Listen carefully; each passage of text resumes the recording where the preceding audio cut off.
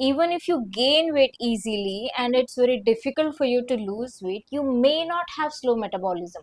The reason could be something else. If you think that it's very difficult for you to lose weight because you have slow metabolism, I have heard so many people, I have thought this all my life that I genetically have slow metabolism. Everyone in my family is fat, that's why I am fat.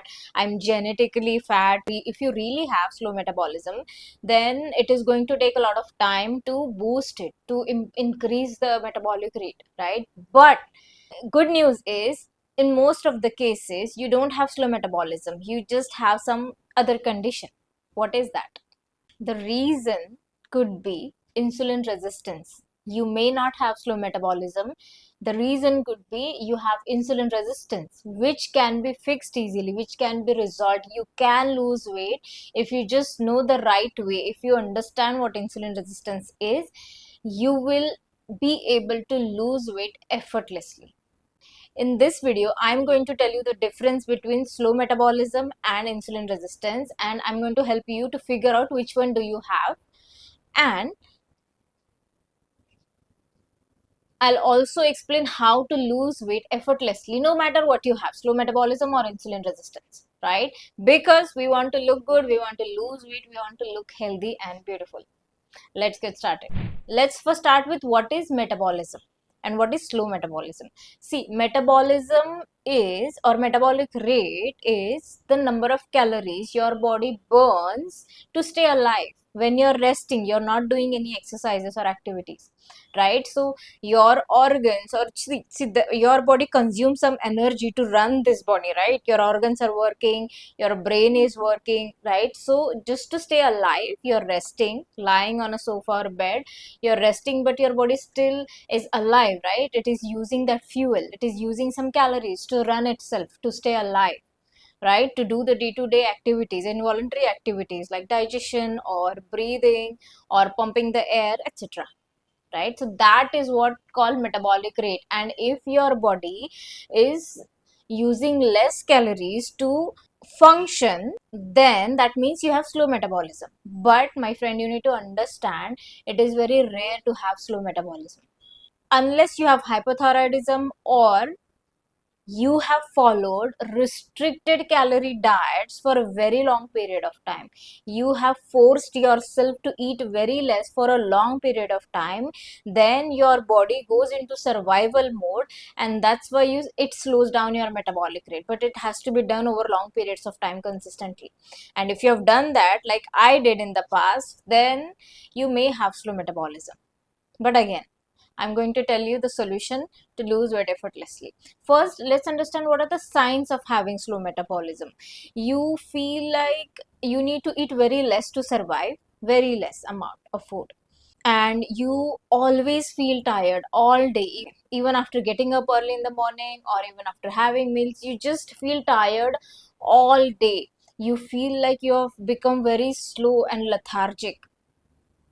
Plus, you may have messed up thyroid function. Again, most people think that they have slow metabolism, but in fact, they actually have insulin resistance. That's why they gain weight easily. Now, let's first understand what are the signs that you have insulin resistance in your body. First sign is you eat very less, but you still are fat. You gain weight easily, even if you just eat a little bit of extra food than ordinary. Next thing is, you may have that stubborn belly fat that just won't go away even if after doing some rigorous dieting and exercises. Third thing could be you consistently have sugar cravings. Sugar cravings or just craving, you just feel like eating again and again. So for example, if you have had a meal at 11, you may feel actual hunger, or you just may feel like you want to eat something in after just 1 hour, right? And you may actually feel hungry after one and a half hour of having meals. That indicates that you have higher insulin levels. You may have developed insulin resistance to some degree. Next is, you may have acne. It's not mandatory, but you may have acne or PCOD and PCOS problems, basically hormonal imbalances. Higher insulin level is the root cause of these hormonal issues in women like PCOS, PCOD, etc. Even in men, low testosterone is also related to insulin resistance. Next sign could be you have brain fog, meaning you're just not able to think clearly, you're just not able to work efficiently as you did before. You just constantly feel like you're sleepy or something. You're not that efficient.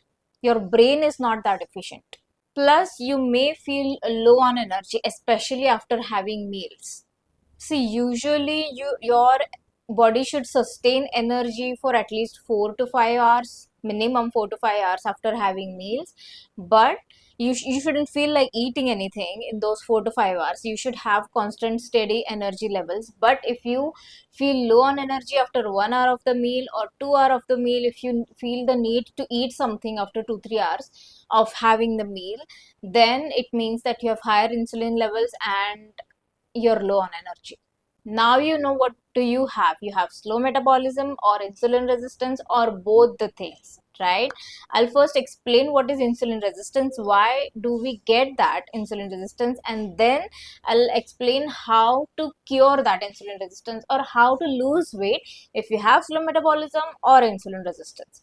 First, let's understand what is insulin resistance. How do you develop the insulin resistance? See, if you have eaten simple carbohydrates for a long period of time without balancing them with protein and good fats, then it consistently raises your insulin levels. See, I'll give you an example. If you simply eat one plate of poha or just roti sabzi or simply dal chawal for dinner, right? It doesn't have much protein. Dal doesn't have much protein. You just add little bit of a little amount of fat like ghee on top of that, and you're done, right? So that is majority of the carbohydrates. And if you're consistently eating those carbohydrates, what it does is once those simple carbohydrates go into your digestive system, they quickly get digested and release glucose, which releases into the blood, right? And your blood glucose level increases, which is never acceptable. So what your body does is it asks insulin to collect all that glucose, feed that glucose to different cells, and remaining glucose gets converted into fat and it gets stored inside the fat cells. That's how you get fat, right? So each time when you eat simple carbohydrates or carbohydrates imbalanced, like you have not balanced them with protein and good fats, so proportion of the carbohydrates is more. Each time you put in carbohydrates in your mouth, it raises insulin. It adds more insulin to your blood. Think about how many times do you have meals throughout the day. You eat something at 9 o'clock, suppose you have tea at 9, then you have breakfast at 11, then you have lunch at 1 or 1:30, again you have some snacks, again you eat something in the evening, again you eat dinner at night. So you're, and all these meals, if they have carbohydrates, especially if these meals don't have much protein in them, then you keep on adding insulin to your blood throughout the day in every meal. And if you do this consistently throughout the years, which we have been doing for all our lives since childhood, that's why we have developed insulin resistance. Your metabolic rate did not slow down by age or over the years. Your body developed insulin resistance because that insulin because after having constantly high insulin, your body or your body cells get tired of responding to that. We have literally abused our ability to produce and respond to insulin. That's why your body develops resistance for it. So what do I mean by resistance here is, so if previously your body used 1 unit of insulin to digest particular food, it now makes 2 or 3 units more insulin because your body is not responding to that insulin. You understand that? And the more insulin you have in your body, the more fat you have, because insulin is a fat storing hormone. So as long as your body has higher insulin, you will not be able to lose weight, because insulin's job is to lock the fat, is to store the fat. So if it acts like a doorkeeper, right? It won't let your body burn that fat. Suppose there is a storage room which is fat, body fat, and insulin keeps on storing the fat, and it is doorkeeper. So you already have high insulin in your body, and each time you eat carbohydrates, now you have insulin resistance. So each time you eat carbohydrates, it adds more and more insulin. But your body needs to make more insulin now because your body is not responding well.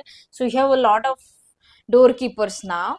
That's why it becomes very difficult for your body to open the door of that storeroom, which is body fat, and burn that fat.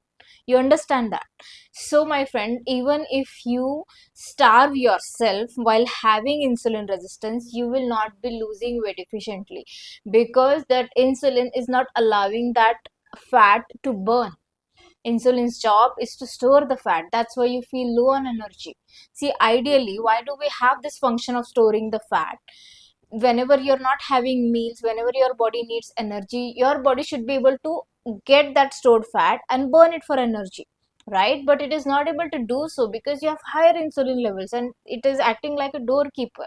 So even when you are skipping the meal in the name of dieting, you are not burning that fat efficiently because you have higher insulin levels, because you have insulin resistance. You may be losing muscles, so you're actually losing weight on weighing scale, but you're not losing that fat efficiently. That's why you keep on getting slimmer, but your belly remains the same, because that is where the fat gets stored majority of the times.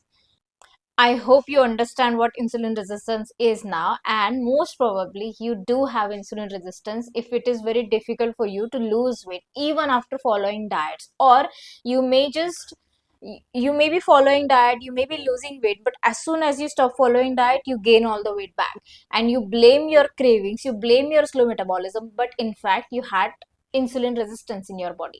That's why even if you eat a little bit of extra, see, suppose you have gone on vacation for a week, and of course we try different dishes when we are on vacation, right? We sometimes eat sweets, sometimes we eat packaged foods, and it should not make you gain weight. At least you should not gain much weight. Few grams, few hundred grams is fine, but if you have gained weight in kgs after just 1 or 2 weeks of vacation, then it means that you have insulin resistance in your body. I want to give you a bonus tip for watching this video so far is, I want to clear a myth. I'm sure you have heard this many times online that if you want to lose weight, if you have slow metabolism, you need to eat every 2 hours. That is the biggest bullshit I've ever heard, because now you understand that if you're eating every 2 hours, you're putting insulin in your blood every 2 hours. So there are more doorkeepers and they're locking your fat in. They're not allowing you to burn. See, eating more food is not going to boost your metabolism. They say, even well known famous nutritionists or dietitians say that eat every 2 hours if you want to boost metabolism. It does not boost your metabolism. It just makes you fat. It increases your insulin levels. You do not need to eat every 2 hours. That is now not how God designed our body. You should be able to sustain the energy levels for at least 5 to 6 hours after eating a meal. Another thing, if you want to know if you really have insulin resistance, is you can get the blood work done. You can check your HbA1c levels. So if you are on the lower side of allowed range, then you're fine. But even if you have, first you need to check if you're pre-diabetic or diabetic. Then if you're diabetic, you definitely have insulin resistance. Even if you're pre-diabetic, you still have insulin resistance. And if you're closer to the range of pre-diabetic, that also makes you insulin resistant. So insulin resistance can vary to various degree along the spectrum. Now, if you want to know how to lose weight while you have insulin resistance or slow metabolism, then check this video out. I'll also put the link of that video in the description. And if you want personal guidance in how to lose weight, no matter what you have, slow metabolism or insulin resistance, then you can connect to me. You can book a free consultation call. I'll put the link in the description.